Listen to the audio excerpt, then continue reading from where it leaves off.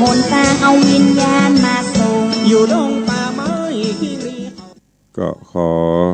ยกมือ10 นิ้วกราบนอบน้อมยังพระติรัตนเกล้าเจ้าตั้ง3 ประการอันมีพระพุทธพระธรรม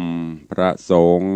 อันเป็นสรณะที่เปิงตีเคารพนับถืออันสูงสุดในชีวิตขอกราบคารวะแตบไต้ไวยสาปารมีธรรมพระเดชพระคุณหลวงปู่พระเทพโกศล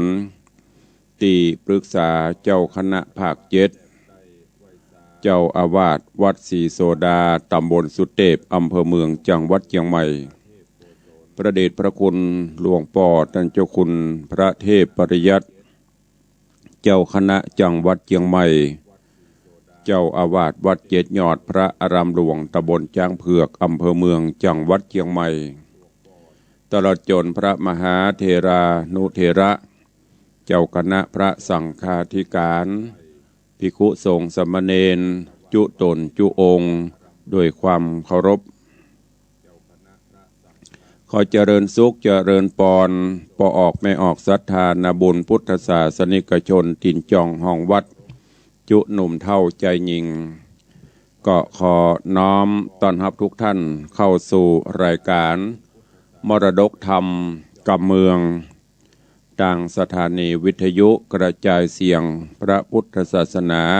แห่งชาติและสังคมคลื่นเพื่อการศึกษาพระพุทธศาสนาและวัฒนธรรมส่งสัญญาณกระจายเสียงจากสถานีวิทยุวัดฝ่ายหินตำบลสุเทพอำเภอเมืองจังหวัดเชียงใหม่สถานีวิทยุวัดหนองกายตำบลสันปะยางอำเภอแม่แตงจังหวัดเชียงใหม่สถานีวิทยุ CM77 วิทยุอินเทอร์เน็ตล้านนาสถานีวิทยุพระพุทธศาสนาจังหวัดเชียงราย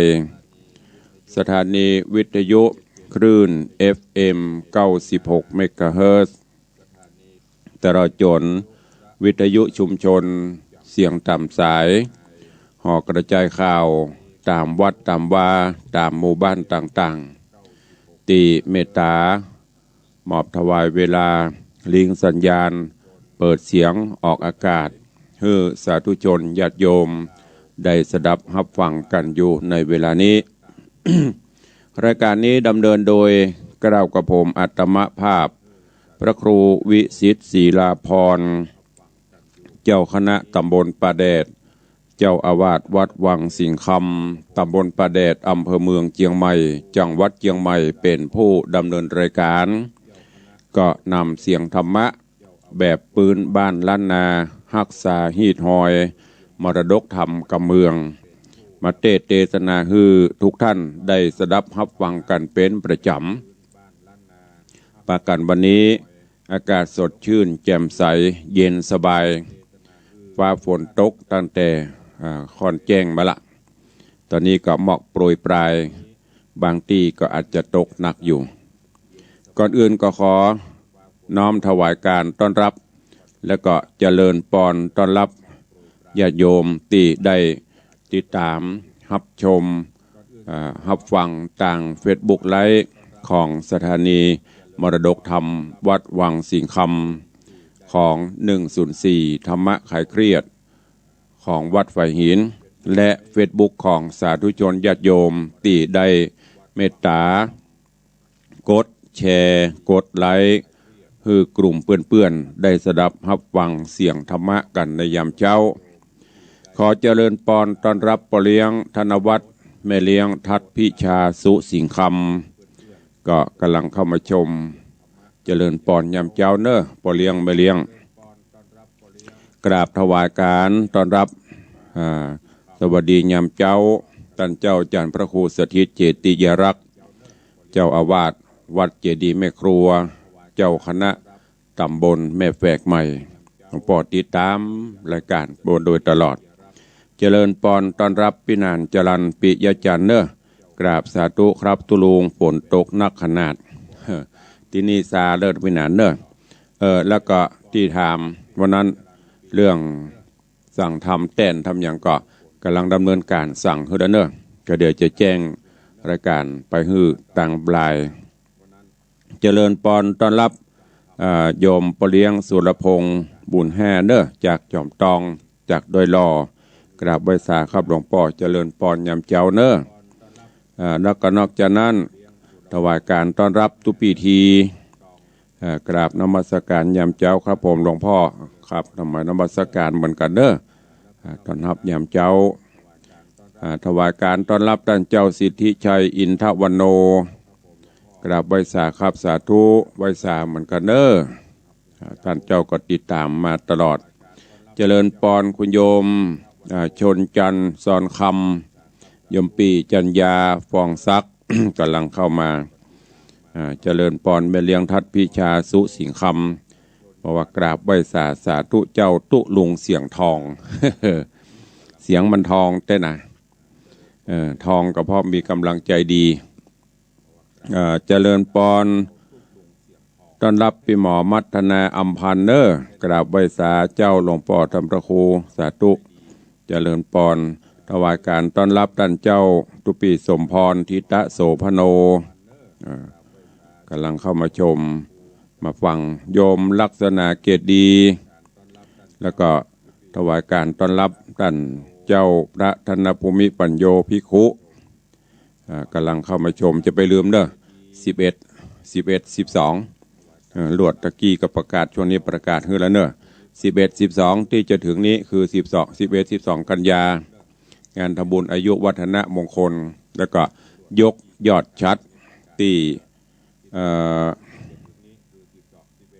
วัดปูเลยตำบลบะเขือแจ้อำเภอเมืองจังหวัดลำพูนโดยมีท่านเจ้าธนภูมิปัญโยไปเป็นประธานเปิ้นจะรวดทำบุญอายุครบ2 รอบ24 ปี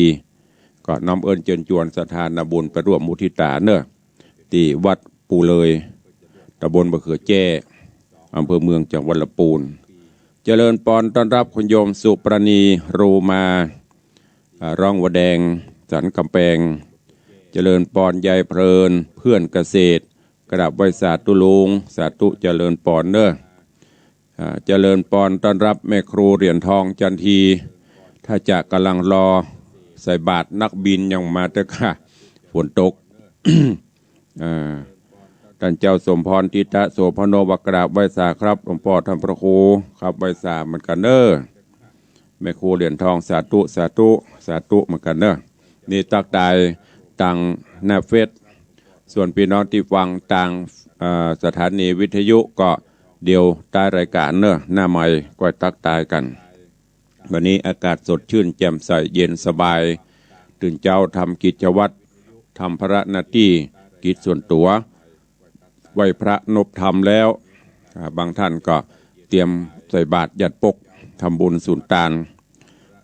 แม่ครูเหรียญทองนี่จะใส่บาตรตลอดหลายๆท่านก็อนุโมทนาบุญเนอะอย่างเนี้ยโยมปีวาลีอินทกูลเต้นหย่องเต้นแยง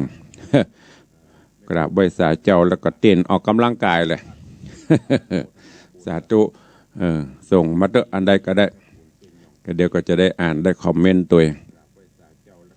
ตื่นเจ้ามาทำกิจต่างๆแล้วก็สำรวจตรวจตราวางแผนเตรียมงานที่จะต้องปฏิบัติในวันนี้บอกว่าจะเป็นพระสงฆ์องค์ข้าเจ้าพระสงฆ์องค์เนนหรือจะเป็นภัยก็ตามถ้าเรามีการวางแผนการงานดำเนินชีวิตเราก็จะราบรื่นเรียบร้อยเนอะขอกราบถวายการต้อนรับท่านเจ้าอาจารย์พระมหาประสิทธิ์ปรริยนธรรม8 ประโยคเจ้าของนิกเนมปรริยนเอกวัดราชแห่งวัดจังกำตำบลประกอบอำเภอปะซางท่านเจ้าก็ดำเนินจัดรายการทางจากวิทยุทางจากเฟซบุ๊กรายการของเปิ้นกับมินักก็รับชมกันเนอะโยมนงไวปัญญากำลังเข้ามาชมเจริญปอนต้อนรับเนอะพูดถึงการวางแผนงานเขาตื่นมาเมื่อเจ้าทำอารมณ์ให้จดสดชื่นแจ่มใสที่แล้วก็แล้วไปแต่ว่าผ่านไปแก้ไขยังไม่ได้ละวันนี้เขาก็มาวางแผนมาคิดว่าเมื่อตะวาบกพร่องอย่างพ่องมันขาดอย่างพ่องโดยเฉพาะศีล5 ข้อขาดข้ออย่างไปพ่องบกพร่องข้ออย่างไปพ่องก็มาซ่อม มาเติมเสริมที่ดีแล้วที่มันดีอยู่แล้วก็เสริมเติมเพิ่มดีเข้าไปอันไหนที่ว่าอันนี้บะละก็ละขว่างไปถ้าเราปฏิบัติได้จะยะถึงวันก็จะทำให้การดำเนินชีวิตของเราราบรื่นเรียบร้อยดีงามทุกประการเนอะฝากไว้กับทุกท่านตัวเองเจริญปอนท่านเจ้าจดอกว่าจตเนี่ยตัวมันนิ้ว แล้วก็มันเจริญพรถวายการต้อนรับกับทุเจ้าถูมาเตอะมีตึงทุเจ้าตึงโยมบางเตี้ยอาจจะใจซับบรรทุกไปพ้องแล้วก็เจริญพรคุณโยมอรพินทุมาก็ว่าถ้ามาเนี่ยมันมีจุดตั้งรูปมันนะก็ขอเจริญพรทุกท่านตัวเองเวลาก็ล่วงเลยไปโวยนักเกณฑ์นะการเวลาผ่านพ้นไปกลืนกินสรรพสัตว์กลืนกินชีวิตเฮาเสี่ยงไปติ๊บแป๊บแป๊บกำเดียว6 โมงป่ายละก็จะ6 โมง20 นาทีละก็กระเดียวก็ตักตายกันต่อเนาะฟังน้ำฟังธรรมกันเหี่ยก่อนเพื่อบ่ให้เสียเวลาก็พระเจ้าปกตินี่ก็จะเป็นกำพระงัวตองแม่นะกันเนาะมันชักจะเริ่มงงแล้วนะอย่างที่บอกนั่นน่ะหลายเรื่องหลายราวพระเจ้าวันปกติแหมเรื่องวันพุธวันเสาร์ไปแหมเรื่องถ้าไป96ก็ไปแหมเรื่องแมลงก็ไปแหมเรื่องสมองเริ่มจะเล่อแล้วเนอะเมื่อวันกับประชุมพ่องเดี๋ยวกับงานนั่นงานนี้สมองน้อยๆข้าบาดเจ้าฮับจะบ่ค่อยไหวละเพราะนั้นพลาดพังเผลอไปได้สู่มาอภัยด้วยเนอะมันหลายตีหลายสถานีที่ดำเนินการเขาว่าตุลุงประจาอย่างนักก็โดยพระหน้าที่ตราบใดมันเป็นหน้าที่ในด้านการเผยแพร่เขาก็ทำไปจนกว่าที่มันจะบ่ไหวมันพลาดพลั้งเผลอไปจะได้ก็สู่มาอภัยตัวเองเข้าใจว่าคมผิดเนาะกำพางวัดตองมาเจ้า ก็มาถึงยางผูกท่วนที่5เรื่องราวของกำพร้างวัดตองมาถึงผูกท่วนที่5มาถึงที่โพธิสัตว์เจ้าพร้อมกับปีคืองัวเข่าตองดันโดนไปจนบัดนี้ปุ่นไปตาโจรงัวเปิ้นโจรงัวก็เอาอ้ายตัวเก่าน่ะคืองัวเข่าตองน่ะโจรโจรไปโจรมากลกำลังวังชาเริ่มจะลดน้อยถอยลงละเกือบจะบ่ไหวเด้อก็มานึกถึงแล้วตอนนี้งัวเข่าตองก็นึกถึงกุลพ่อกุลแม่ ที่ห่างหายจากมาขอมาช่วยลูกเนอะช่วยลูกกรรมตอนนี้ลูกกำลังตกอยู่ในภาวะที่อันตรายนึกถึงกุลพ่อกุลแม่เสร็จพละกำลังก็ฮึดขึ้นมาทันทีทำให้โจรงัวของหมู่เจ้าบ้านหมู่นั้นจนล่าถอยไปอันเนี้ยญาติโยมทั้งหลายไม่มีสิ่งไหนที่จะเท่าพระคุณพ่อพระคุณแม่อย่างที่เป็นว่าพระคุณพ่อแม่ล้นฟ้ามหาสมุทรพระคุณพ่อแม่สูงสุดมหาศาลพระคุณพ่อแม่เลิศล่าสุดทาทานใครจะปานพระคุณพ่อแม่ฉันนั้นไม่มีเจ็บใครได้ป่วยหลวงพ่อปกติเขาจะบันนึกถึงแต่พอลองนอนโสมกาเป็นนั่นการจิตมันถึงไปนึกถึงล่ะนึกถึงคุณพ่อคุณแม่มันจุ่มอกเย็นใจนะเพราะนั้นนึกถึงจะไปนึกถึงบดายต้องตอบแทนบุญคุณของพ่อของแม่ด้วยเนอะเมื่อโจรงัวตัวอื่นๆโจรชนะเสร็จก็ถึงสองก็ปากัน ดันโดนเดินต่างต่อไปตลอดจนเล่นหมากสกาสะเกิดอย่างต่างๆไปเล่นที่ไหนก็ชนะป่นรวดหมดกรรมอันนี้ก็ปุ่นลอดไปถึงหูป่อพญาเจ้าเมืองกาสีพญาเจ้าเมืองก็ ได้ยินว่ามีละอ่อนเล่นหมากสกาแกว่นเก่งบ่มีภัยปราบได้สั่งเฮอเสนาอมาตย์ลองไปเอาตัวมันมาลุเพอจะมาเล่นตัวคาดนี่พอล้อมันจะแปรจะการมันจะเป็นจะไดอมาตย์ทั้งหลายได้ยินได้รับอาจญาจะอีกระปากันไปที่บ้านของพ่อแก่บ้าน อันเป็นป่อเลี้ยงอันเป็นป่อเลี้ยงแม่เลี้ยงของกำพร้างัวตองกับงัวเขาตอง ไปถึงก็ไปบอกว่าป่อพญาได้มีพระราชอาญาคือตัวสู่เจ้าเขาเนี่ยเข้าเฝ้าเนอะถึงสองได้ยินสะดุ้งบัลลังก์จะเป็นกรรมมาถึงมาฮอดมาเติงกะจะได้ดีได้หายกะก็ว่าเปิ้นหูกิตติศัพท์เฮาทุกข์เฮายากเปิ้นจะเอาไปเลี้ยงไปดูกะจะไปดีไปหายจะได้ก็บอกว่าเด้อก็เลยไปกราบไปลาป่อแก่บ้านนี่นะขอลาว่าบัดเดี๋ยวเนี้ยอาจญาเจ้าเปิ้นคือเข้าเฝ้าจะดีจะหายบอกว่าเด้อป่อเด้อแม่เด้อหากแม้นบาบุญมาวาสนาทรงบ่มีหยังลูกก็จะปิกมาหาป่อหาแม่หากแม้นว่ามันเป็นกรรมมาถึงมาเติงจะได้ก็ขอเป็นไปตามกรรมเนอะเพราะว่ากรรมนี้หลีกหนีบ่ได้ลบบ่พ้นจะไปอยู่ที่ไหนมันก็ตวยไปอยู่อย่างที่เป็นว่ากรรมมุนาวัตติโลโกสัตว์โลกย่อมเป็นไปตามกรรมตีตามตนตัวมาข้ามภพข้ามชาติจะอยู่ที่ไหนสถานะใดก็ตามกรรมไผ่กรรมมันในตอนที่แล้วมาถึงตัดที่นี้ถึงที่โพธิสัตว์เจ้ากำพร้างัวตองและงัวเข่าตองอันเป็นพี่อ้ายร่ำราป่อแก่บ้านเพื่อจะไปเข้าเฝ้าเรื่องราวจักเป็นจะได้เจิญทุกท่านติดตามฮับฟังพระธรรมเทศนาปื้นเมืองเหนือเรื่องกำพร้างัวตองในผูกที่5ตอนที่2ถ้ามีเวลาก็จะขึ้นผูกที่6เป็นลำดับไปณโอกาสบัดนี้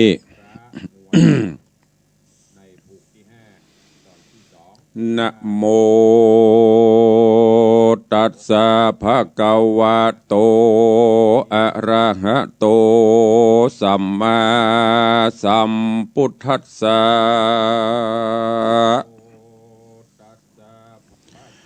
สา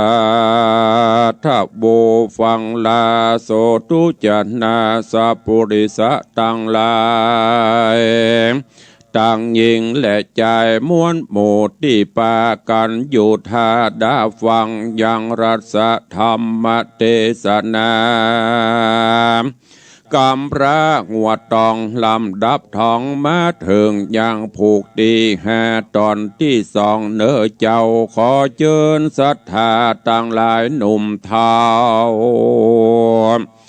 จูงตั้งใจเล่าทำทาดาฟังต่อไปนา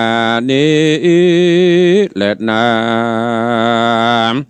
เมื่อนั้นโพจกาผู้เฒ่าป้อเลี้ยงเจ้าหนอพุทธาฟังจีญากล่าวถอยแห่งเจ้ายอดซอยทะรงธรร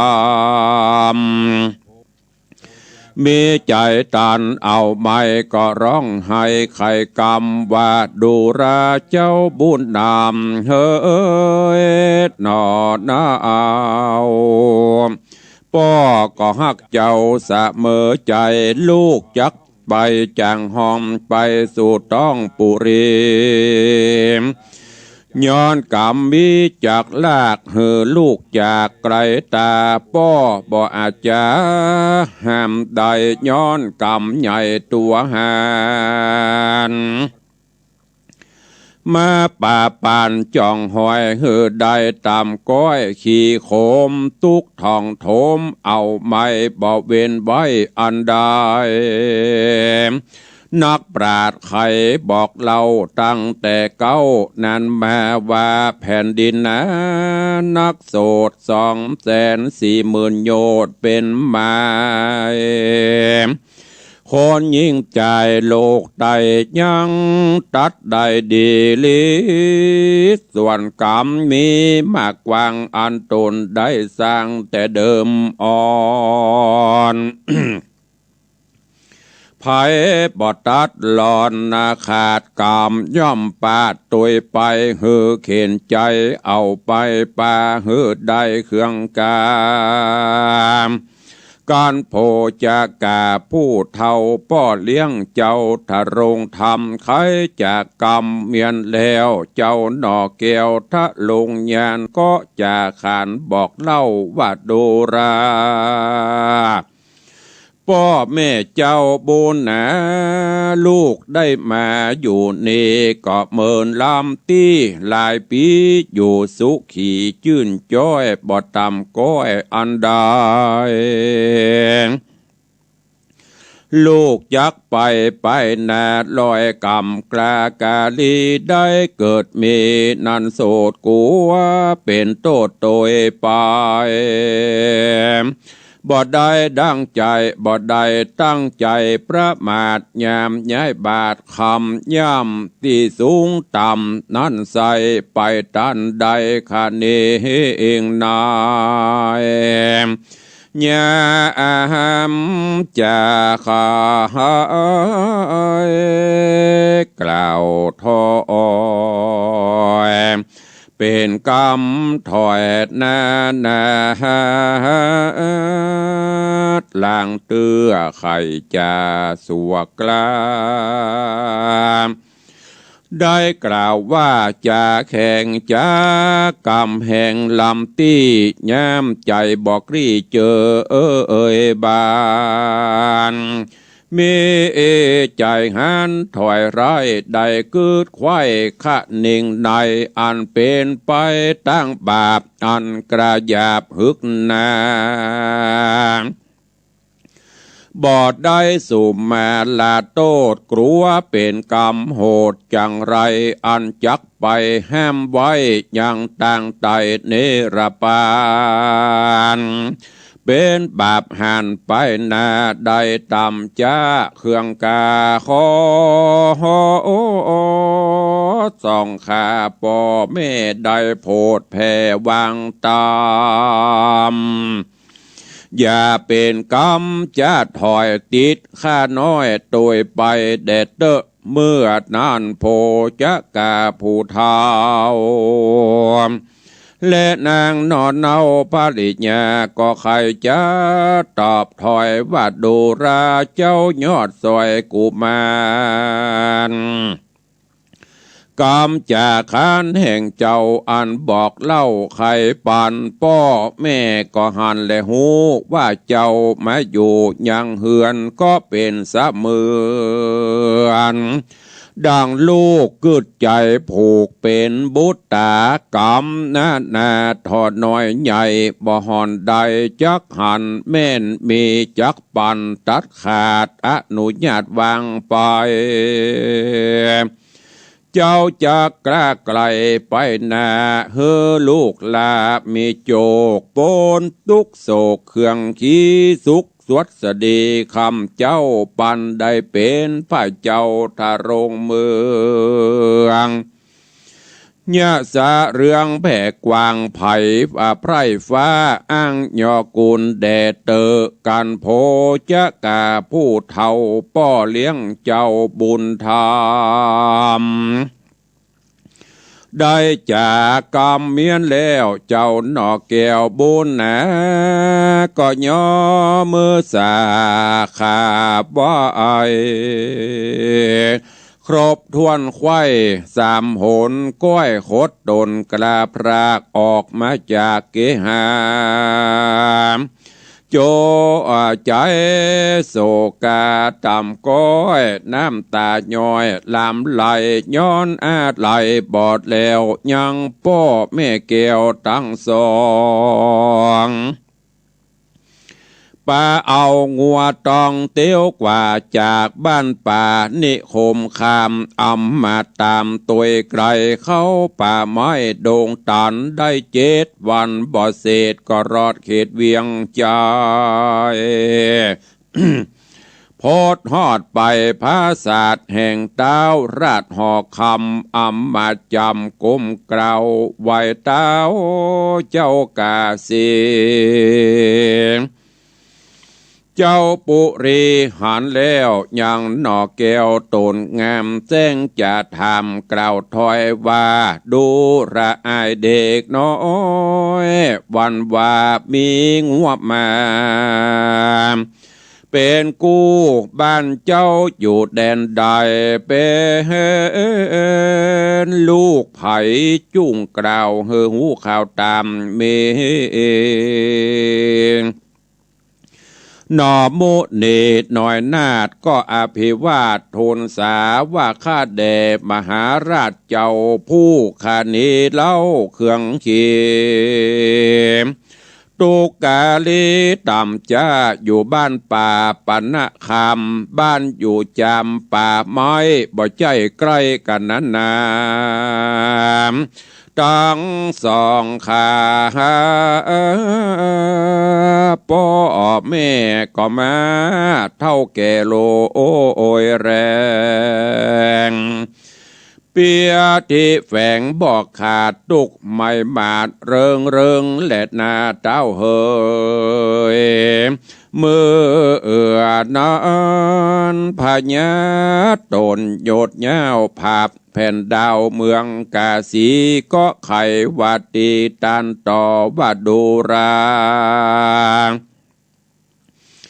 ไอ้น้อยหนอเด็กขาจุงมาเล่นสักกาต่อตากับกูเจ้าฟ้าหอใจพิและไผ่การเปฮือแจ้งแน่เล่งหันกันเต้าหอจานกล่าวแล้วเจ้าหน่อแก้วทะรงธรรมก็ย่อมือต่ำก้มกล่าวแล้วตอบเล่ากำไปว่าข้าดีใจหลายแหล่ที่ตั้นเต้าแผ่เมตตาเฮือข้าเล่นสกาต่อตากับเจ้าฟ้าภาพเมืองและนาเมื่อนานตนตั้นเต้ากาสีก็ถามหนอมุนียอดซอยว่าดูราไอเด็กน้อยปาลาภิและเจ้าเล่นสกาป้ายการบ่อาจต้านกับเฮาเจ้าจักเอาสั่งพ่องมายื่นปองปันทะนานนอทะโรงทันหนุ่มเนาก็ตอบเจ้ากำไปว่าเฮานี้เข็นใจกันอยากทุกข์ลำบากอนาถาเต้ามีแต่งัวมาเป็นกู้การเล่นสกาอยู่เฮาการหือเต้าต้านเอางัวไปแม้นว่าเต้าหอใจยดอาจเจ้าภาศาสตร์พังกา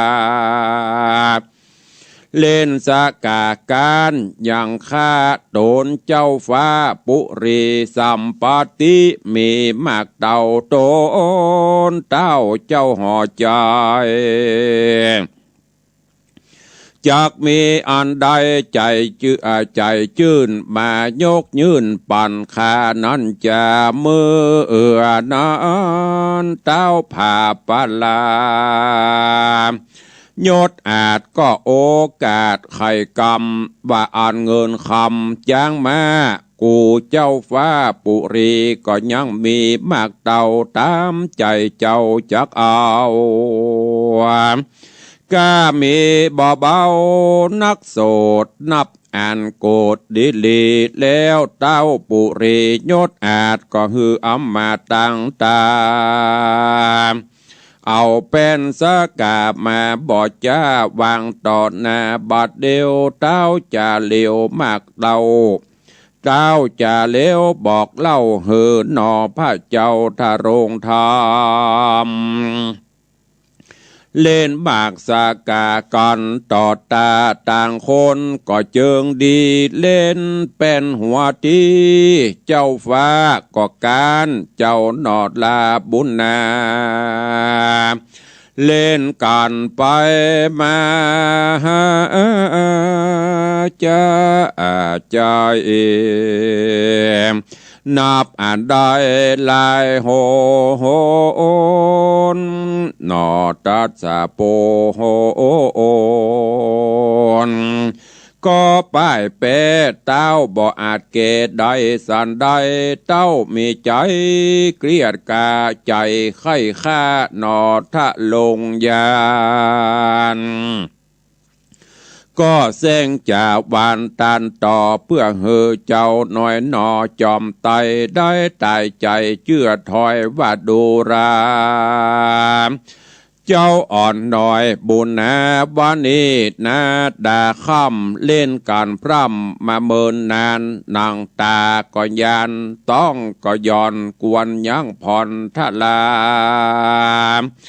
ก่อนเต้าจะกล่าวแล้วก็ฮืออำมาตเกี่ยวต่างตนนำหนอตัดสปนไปสู่ยังที่อยู่ศาลาเอาจีนป่าเข้าน้ำยื่นตอนพรำลายอันฮื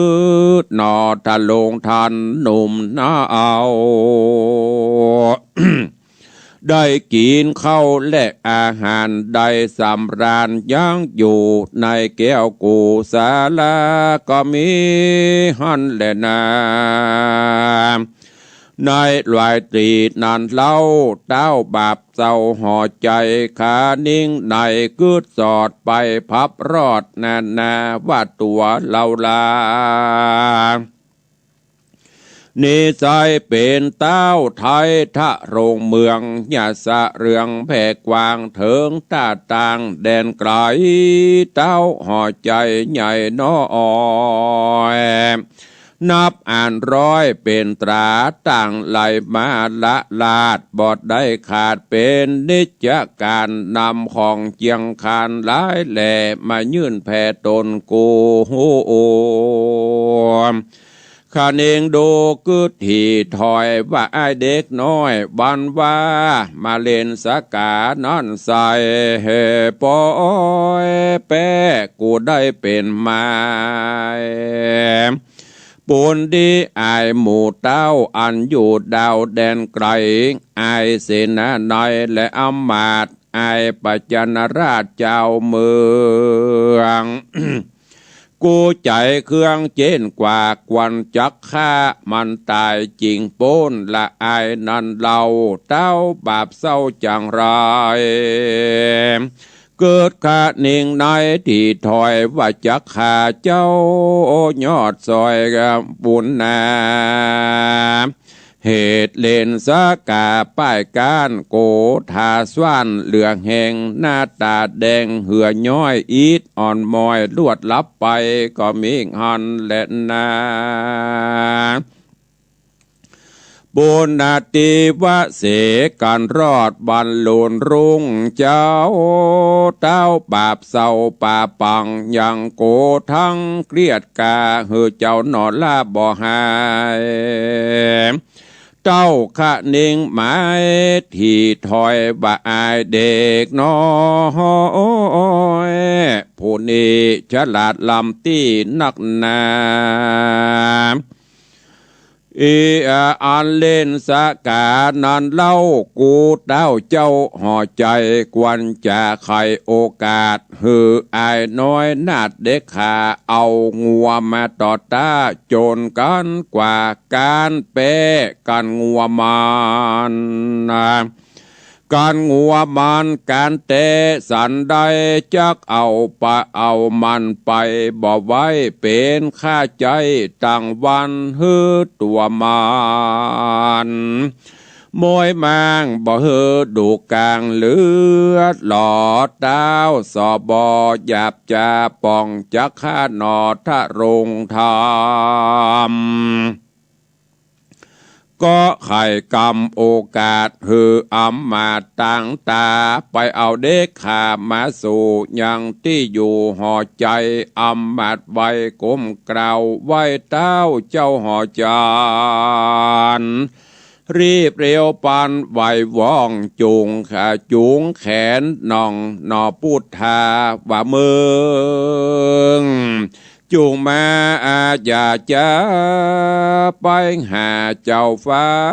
เลี้ยวไว้หนอจอมไตหน่อยนาดป่างัวตัวอาจผู้เป็นปี้ออกจากที่ศาลารีบไกลกราไปสู่ยังที่อยู่หอคำก็ย่อมือตำก้มกล่าวไว้เต้าเจ้าจังไรส่วนเต้าห่อใจโยดยาวผ้าแผ่นดาวเมืองกาสีเจ้าจะก็จะกำดีอ่อนอ้อยว่าดูราไอเด็กน้อยปาลาเฮาเล่นหมากสะกากนั่นใส่บ่หอนใดมันมือเป็นดังหรือนั่นเล่าหือเอาปี้เจ้าเป็นงูตัวต่อตัวโจนกันฮือได้หันดำแดงตัวได้แห่งหลายแหล่ก็พาเปกันไปแหละนาเจ้าเฮยนิติตังขีญาสั่งวันนาวิเศษจากห้องเหตุธรรมเทศนากำพระงัวตองผูกทวนที่5ก็บังโกมสมเร็จสะเดชกำพระงัวตองลำดับทองมาถึงผูกทวนที่5ตอนที่2ก็จบไปเรื่องราวในตอนนี้ก็เป็นที่อินดูเนาะเนี่ยการพนันขันต่อมันบ่ฮู้จักที่จะวางไว้กับไผเล่นไปเสพไปติดไปบ้านจองห่อเฮือนมดไปในตอนนี้พญาเจ้าเมืองกาสีได้เอาโพธิสัตว์เจ้ากำพร้างัวตองกับพี่อ้ายคืองัวเขาตองหลังจากที่ปามาแล้วก็มาเล่นหมากสกากับพญาเจ้าเมืองเล่นไปพญาเจ้าเมืองการตลอดพอการปบก็เอาเลยกูเป็นถึงพญาเจ้าเมืองมาการละอ่อนเจ้าบ้านเจ้าเมืองก็จะเล่าหน้าจ่าขวัญกูนี่เลยหาอุบายออกอุบายที่จะกำจัดเพิ่นทำตอนนี้มาเล่นแล้วหมากสกาจะเอางัวโจรกันก็คืองัวเขาตองอันเป็นอ้ายเป็นปี้ของกำพร้างัวตองนั่นเอามาโจรกันดีกว่าหรอบอกอันโพธิสัตว์เจ้ากำพร้างัวตองนะเอางัวของเจ้านะมาโจรของข้าเอาอีดีกว่าเอามันหูดำหูแดงกันไปเลยหรอกำลังจะเอามาปะทะกันกำลังจะอู้กันเรื่องไผ่แปรไผ่ก้านจะมีอันอย่างมาเรื่องราวจะเป็นจะได้ก็ค่อยติดตามรับฟังกันในตอนต่อไปเนอะการพนันเข้าสิงไผ่เสพไปแม้แต่บ้านก็จะไร้ที่อยู่แม้แต่ที่อยู่เลือกส่วนไรนาก็จะหมดไปเนอะเพราะฉะนั้นการพนันบดีบ่ต้องเล่นก็พยายามหลีกเว้นอบายมุขทุกอย่างบ่เฉพาะการพนันไอ้อย่างที่มันบดีอย่าเอาเข้าสู่ตนสู่ตัวเพื่อเอาศีลเอาธรรมน้อมนำหน้าไปก็จะนำปาท่านทั้งหลายพบปะกับความสุขความเจริญได้วันนี้ก็ขอฝากไว้เนอะกับทุกท่านตัวเองก็เดี๋ยวจะเข้าสู่การปูจาตักตายหน้าใหม่กับญาติโยมศรัทธาพี่น้องที่ฝั่งต่างบ้านต่างจองเวลาก็ล่วงเลยเว้ยไม่ได้รอใครวันเวลาวาลีมิได้มีจะคอยใครเรือเมล์และรถไฟก็แล่นไปปืดบล้อก็ก่อนที่จะตักตายพี่น้องสาธุชนตั้งหน้าใหม่เตรียมไว้เนอะเบอร์โทรก็คงจะจำกันหมดละตอนนี้ก็ขอเมตตาประชาสัมพันธ์ข่าวสารงานกุศลคือกับญาติโยมทั้งหลายเนอะเดือน12ออกมาแล้วตั้งนี้ไปเขาจะได้ยินเสียงหมาเห่าหมาหอนแบดบ้านแบดจองนะมันจะเห่าอย่างเปิ้นมาแอวละ เปิ้นปล่อยมาอันนี้ตามคตินิยมความเชื่อในสมัยโบราณมาจนถึงการปัจจุบันเนอะเทศกาล เดือน12เขาก็จะมีการทำบุญกตัญญูกตเวทิตาธรรมต่อพ่อต่อแม่ต่อผู้มีพระคุณครูบาอาจารย์อันเป็นฮีตอันเป็นประเพณีและเป็นสิ่งที่เฮาท่านทั้งหลายควรปฏิบัติโดยเฉพาะการทำบุญอุทิศหาบรรพชนเปิ้นเฮาบ่บุพะเปิ้นเฮาว่าวันเปตพรีก็จะมีการนั่งตั้งล้านนาเฮานี่ก็จะมีการตานธรรมตานสังฆทานตานขันข้าวขันน้ำน้อมอุทิศไปหาพ่อหาแม่ผีตายเก่าเน่าเมินครูบาอาจารย์ตลอดจนตับประสัตทั้งหลายเหล่านี้เป็นต้นเนอะก็น้อมเอิญเชิญชวนอย่างปีนี้นี่สลากนี่คงจะบริหารหรือหันก็จะน้อยนักเพราะว่าอยู่ในช่วงของโรคระบาดแต่ว่าก่อนนี้เปิ้นก็เริ่มคลายล็อกละไปวัดหาพ่อหาแม่ผีตายเก่าเน่าเมินครูบาอาจารย์ตลอดจนตับประสัตทั้งหลายเหล่านี้เป็นต้นเนอะก็น้อมเอิญเชิญชวนอย่างปีนี้นี่สลากนี่คงจะบริหารหรือหันก็จะน้อยนักเพราะว่าอยู่ในช่วงของวัดในเดือนเริ่มตั้งแต่ประเดี๋ยวเนี้ยต้องไปรอเฉพาะวันเดือน12เปงเนอะอย่างตุลุงได้บอกตุเจ้าได้บอกไปทยอยตานไปเตอะพร้อมวันไหนก็ตานไปถ้าเขาไปรอวัน12เปง1ความแออัดที่เสี่ยงกับโรคภัย2อาหารการกินที่เราไปตานก็จะล้นจะเหลือจะนักลำไปทุกวัดทุกวาแจกกับปัจจุบันได้แจกนั่นก็เริ่มทำบุญไปเตอร์เนอร์ไปจะตานหาป่อหาแม่หาพี่หาน้องจะตานขันเข้าตานน้ำตานทำตานสังฆทานก็เริ่มไปได้ละจนพุ่น12ดับในการนี้ทางวัดวังสิงห์คำก็จะมีการเทศนาธรรมกันพิเศษการพิเศษขึ้นมาเนื่องกันก็ยุการนี้ก็มีโยมธนวัฒน์โยมทัตพิชาสุสิงห์คำได้เป็นเจ้าภาพเจ้าศรัทธาการพิเศษนี้ตั้งเก้าตั้งการไว้แล้วก็มีญาติโยมศรัทธาเฮาก็จะให้ตะหอมโดยเฉพาะห้องปเลี้ยงธนวัฒน์แม่เลี้ยงทัตพิชาเปิ้นก็จะตานฮือปิตามันดาอันมีปออุ้ยมอนสิงห์คำแม่อุ้ยมอนสุใจแก้วปออุ้ยอุ่นแม่อุ้ยล่าก็นี่ปออย่างก็อันนี้เป็นปออุ้ยเปิ้นก็จะได้ทำบุญไปแล้วก็นอกจากนั้นก็มีเจ้ามูลศรัทธาญาติโยมที่ได้ร่วมโมทนาบุญเข้ามากันก็มีหลายท่านหลายคนตุลุงก็ได้ประกาศไปตลอดนะใครจะฮับใครจะห่วมตานเฮือไผในโอกาสวันเดือน12เปงก็แจ้งความประสงค์จำนงเข้ามาได้ในการพิเศษเดือน12เปงก็มีโยมป่ออินเดชแม่เพนศรีแล้วก็มีร้านล่มใบบุญสังฆพันธ์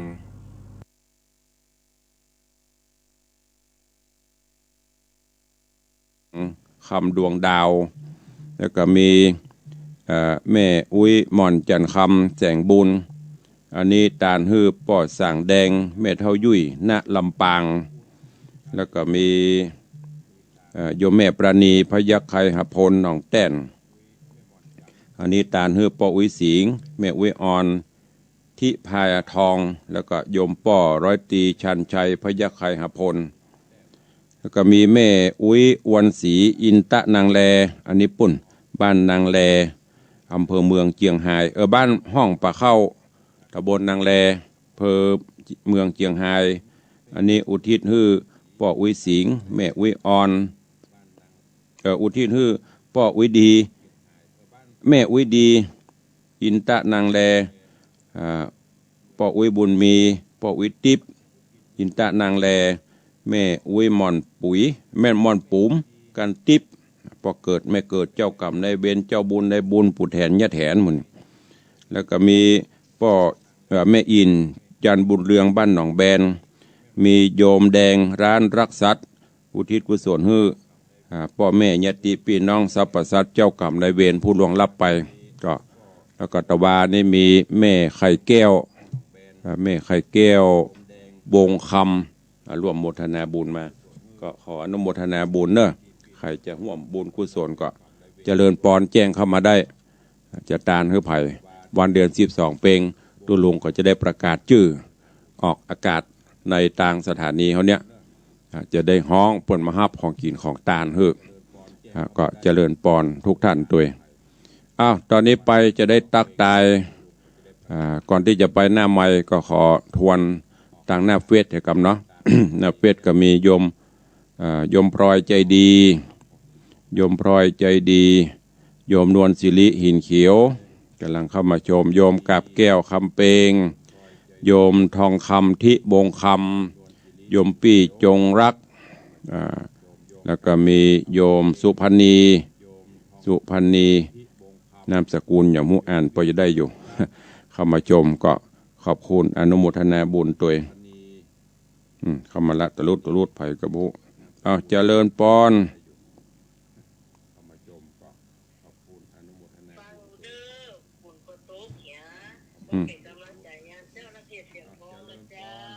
สาธุอนุโมทนา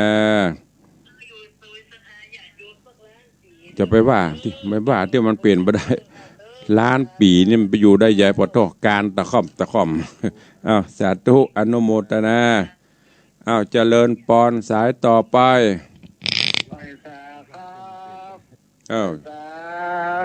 ท่านเจ้าทุกคนทุกองค์เนอะพร้อมเราFCที่จะเข้ามาฟังมาดูมาชมด้านตะกัวเนอะฝนก็ตกอย่ารับก็ม่วนเนอะฝนตกเนี่ยคือตึงพ่อแม่เนาะยังกำหาบัวตองแล้วฝนตกก็กำลังอยู่มีโฮมดีเฮาอยู่กันเนาะศาลาก็เป็นอยู่สบายละศาลา9 ห้องก็แปลง10 ห้องก็แปลงสบายถึงนั่นถึงโฮมถึงกำหาถึงสองไอ้สาเด้อแล้วน้ำตาจะออกสาธุบุญรักษาอนุโมทนาเนอะเพื่อกำลังใจเนอะสาธุขอบคุณโยมพ่อเลี้ยงแม่เลี้ยงธนวัฒน์พ่อเลี้ยงทัดพิชาสุสิงคำเข้ามาฮื้อกำลังใจวันนี้เป็นยังพ่อแม่เฮาเพิ่นสบายละอยู่สวงสวรรค์จันฟ้าบิมานคำบุตรมาเยี่ยมมาเยียนมาพอเฮาเขาเป็นเตื้อหมู่เฮาคันนั้นเนาะพวกกูจะเอาหยังมากินมันฮือกูจะไปทางใดเนี่ยเข้ามาเด้อใครจะอู้ตัวเอง0818365440เข้ามา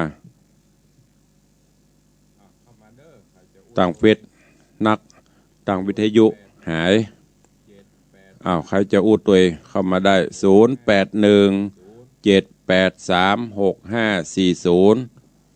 ห้างเวลาไว้อู้ได้จากกำตังเฟซบุ๊กตั้งหน้าใหม่มันมีไผอู้มาตั้งหน้าใหม่ก็จะอู้ตั้งเฟซบุ๊กนะเจริญปอนเนอะโยมปีจันสายแปลงหลวงสาธุเจ้าเจริญปอน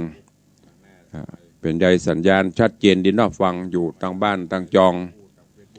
พี่น้องญาติโยมที่เข้ามาทางเฟซก็เหมือนกันเนอะใครจะตานทำตานอย่างในโอกาสเดือน12ก็สามารถที่จะตานได้นี่ตุลุงไม่ได้บังคับเนอะเพียงแต่เอาข่าวมาอู้มาจามาประชาสัมพันธ์ไผตานก็ตามบาตานก็ตามเพราะอู้ออกไปทางเฟซทางไลน์ก็เดี๋ยวก็อย่าว่าเลียดไล่เหรอมะอันนี้แจ้งเพื่อทราบใครจะตานก็ได้บัตรตานก็ตามใจแล้วแต่บุญคุณของไผ่ของมันคนไหนทำคนนั้นได้ไม่ได้มีการบังคับเนอะตามจิตเจตนาศรัทธาถ้าเกิดจะได้ฮอดจะถึงจะเติงให้ตานก็บอกหรือจะตานที่บ้านเขาก็ได้สุดแล้วแต่เด็กหญิงจันคำแสงบุญ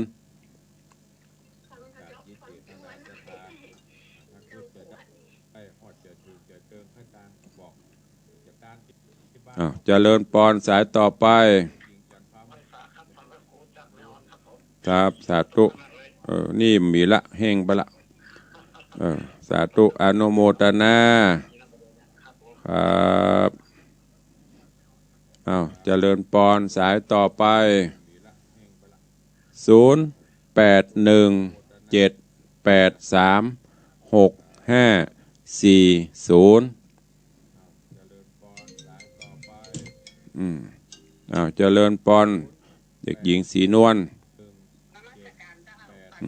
เจ้าสาธุเตี้ยอู้กันเตี้ย4 กรรมเตี้ยแล้วการเจ้าฟังอยู่สาธุเตี้ยก็เพราะมันหมูจะอู้อย่างเนาะหมูเดียวกันเนี่ย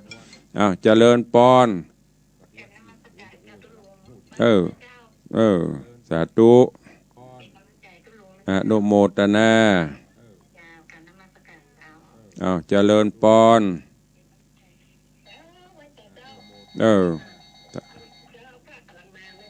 สาธุอนุโมทนา